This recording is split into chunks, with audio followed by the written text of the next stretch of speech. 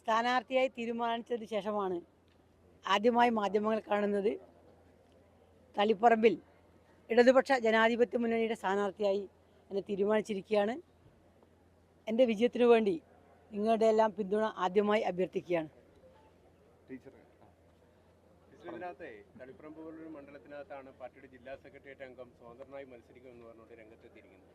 വലിയ തരത്തിലുള്ള വിമർശനം ടീച്ചറുടെ സ്ഥാനാർത്ഥിത്വം സംബന്ധിച്ച് ടി.കെ. ഗോവിന്ദൻ ഉന്നയിക്കുകയും ചെയ്യുന്നുണ്ട്.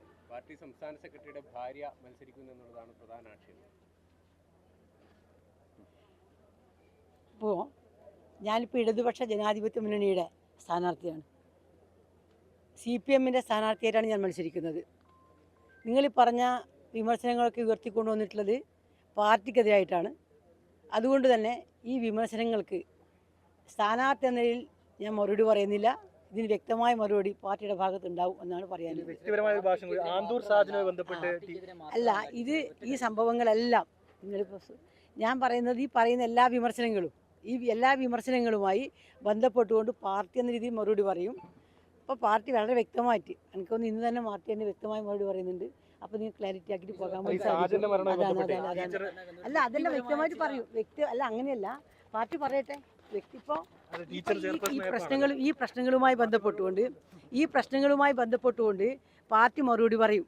അങ്ങനെ പാർട്ടി മറുപടി പറഞ്ഞത് തൃപ്തിയാവുന്നില്ല എങ്കിൽ വ്യക്തിപരമായി മറുപടി പറയണമെന്ന് പാർട്ടി പറഞ്ഞാൽ ഞാനപ്പോൾ മറുപടി പറയും.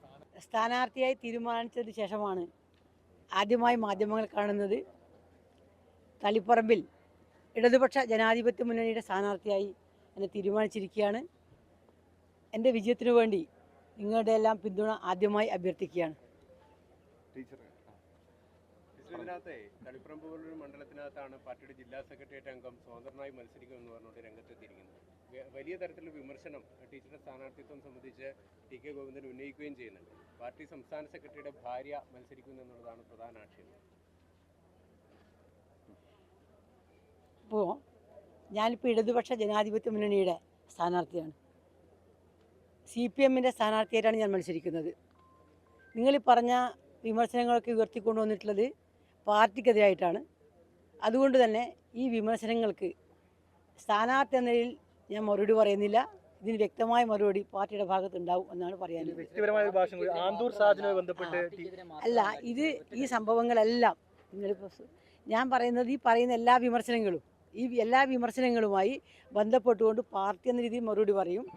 അപ്പോൾ പാർട്ടി വളരെ വ്യക്തമായിട്ട് എനിക്കൊന്ന് ഇന്ന് തന്നെ പാർട്ടി തന്നെ വ്യക്തമായ മറുപടി പറയുന്നുണ്ട്. അപ്പോൾ നിങ്ങൾ ക്ലാരിറ്റി ആക്കിയിട്ട് പോകാൻ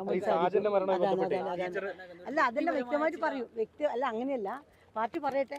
വ്യക്തിപ്പോൾ ഈ പ്രശ്നങ്ങളുമായി ബന്ധപ്പെട്ടുകൊണ്ട് പാർട്ടി മറുപടി പറയും.